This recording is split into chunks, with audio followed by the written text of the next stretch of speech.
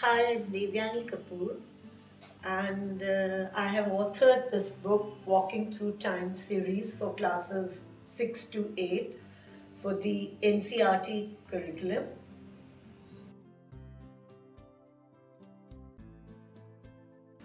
The aim of the series is not to make the child merely conversant with the facts of history or addressing the why of the events, because facts don't change. It is basically the treatment of the subject that the book emphasizes upon. So, the emphasis of the book is on depicting the flow of events of history as a sequential link of the past with the present.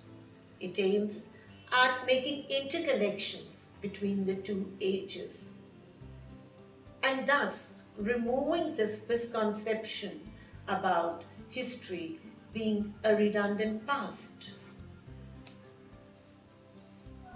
Through the various components of the book, we aim at creating a positive, holistic impact on the impressionable minds.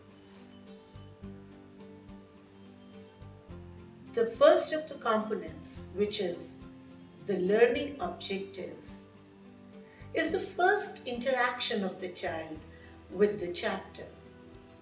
It is like a bird's eye view of the chapter. It is also a yardstick of assessment in the hands of the teacher. The startup story is like a warm-up exercise which sets the stage to begin the chapter.